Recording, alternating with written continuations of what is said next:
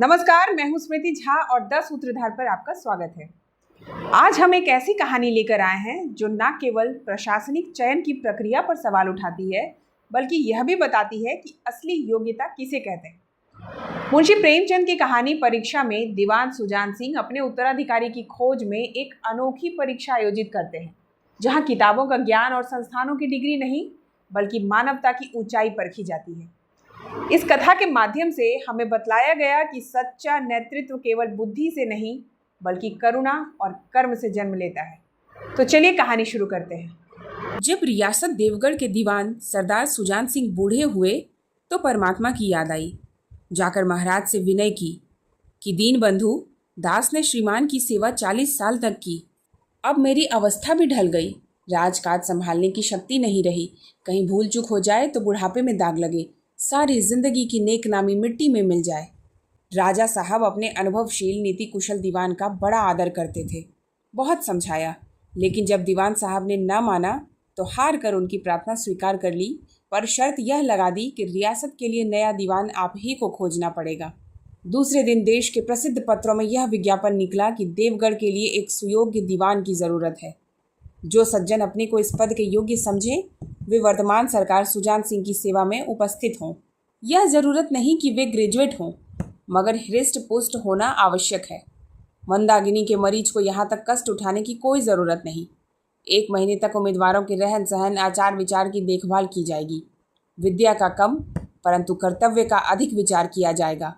जो महाशय इस परीक्षा में पूरे उतरेंगे वे इस उच्च पद पर सुशोभित होंगे। इस विज्ञापन ने सारे मुल्क में तहलका मचा दिया। ऐसा ऊंचा पद और किसी प्रकार की कैद नहीं, केवल नसीब का खेल है। सैकड़ों आदमी अपना अपना भाग्य परखने के लिए चल खड़े हुए। देवगढ़ में नए नए और रंग बिरंग के मनुष्य दिखाई देने लगे। प्रत्येक रेलगाड़ी से उम्मीदवारों का एक मेला सा उतरता। कोई पंजाब से चला आता था, कोई मद्रास से, कोई नई फैशन का प्रेमी, कोई पुरानी सादगी पर मिटा हुआ। पंडितों और मौलवियों को भी अपने अपने भाग्य की परीक्षा करने का अवसर मिला। बेचारे सनद के नाम रोया करते थे, यहाँ उसकी कोई ज़रूरत नहीं थी। रंगीन एमामे, चोगे और नाना प्रकार के अंगरखे और कंटोप देवगढ़ में अपनी सज धज दिखाने लगे। लेकिन सबसे विशेष संख्या ग्रेजुएटों की थी, क्योंकि सनद की कैद ना होने पर भी सनद से पर्दा तो ढका रहता है। सरदार सुजान सिंह ने इन महानुभावों के आदर सत्कार का बड़ा अच्छा प्रबंध कर दिया था। लोग अपने अपने कमरों में बैठे हुए रोजेदार मुसलमानों की तरह महीने के दिन गिना करते थे। हर एक मनुष्य अपने जीवन को अपनी बुद्धि के अनुसार अच्छे रूप में दिखाने की कोशिश करता था। मिस्टर ऑ 9 बजे दिन तक सोया करते थे। आजकल वे बगीचे में टहलते हुए उषा का दर्शन करते थे। मिस्टर बॉ को हुक्का पीने की लत थी। आजकल बहुत रात गए किवाड़ बंद करके अंधेरे में सिगार पीते थे।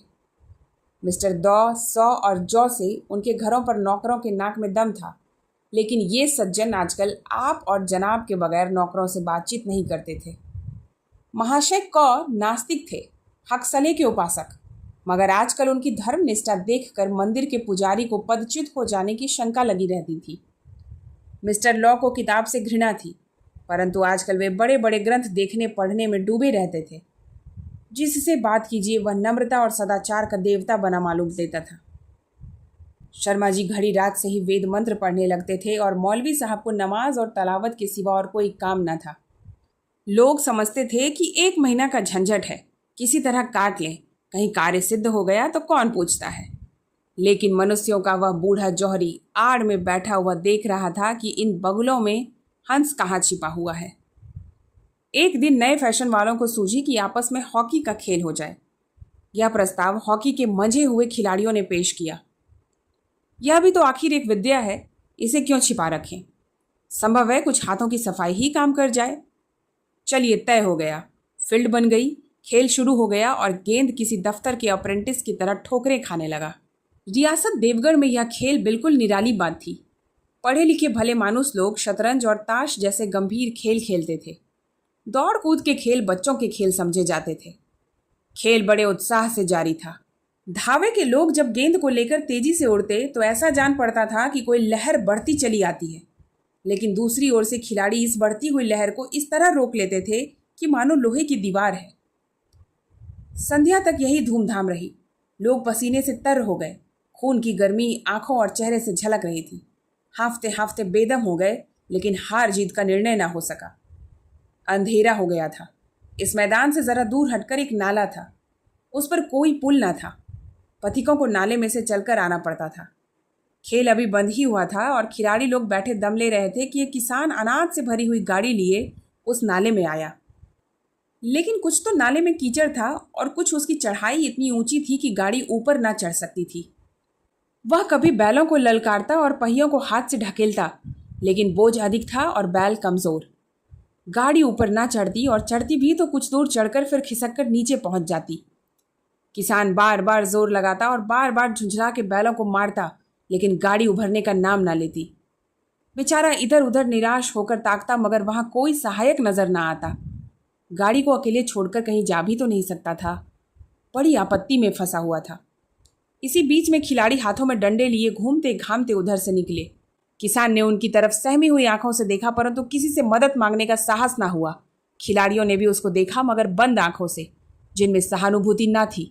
उनमें स्वार्थ था, मद था, मगर उदारता और वात्सल्य का नाम भी न था। लेकिन उसी समूह में एक ऐसा मनुष्य था जिसके हृदय में दया थी और साहस था। आज हॉकी खेलते हुए उसके पैरों में चोट लग गई थी। लंगड़ाता हुआ धीरे धीरे चला आता था। अकस्मात उसकी निगाह गाड़ी पर पड़ी। ठिठक गया। उसे किसान की सूरत देखते ही सब बातें ज्ञात हो गईं।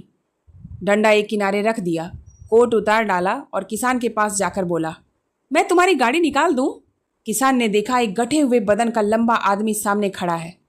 झुक कर बोला, हुजूर मैं आपसे कैसे कहूं?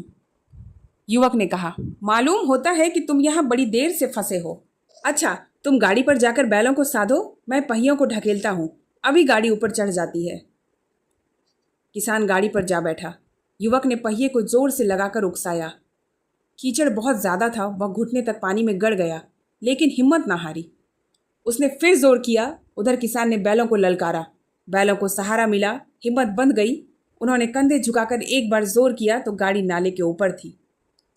किसान युवक के सामने हाथ जोड़कर खड़ा था। बोला, महाराज आपने आज मुझे उबार लिया, नहीं तो सारी रात मुझे यहाँ बैठना पड़ता। युवक ने हंसकर कहा, अब मुझे कुछ इनाम देते हो? किसान ने गंभीर भाव से कहा, नारायण चाहेंगे तो दीवानी आपको ही मिलेगी।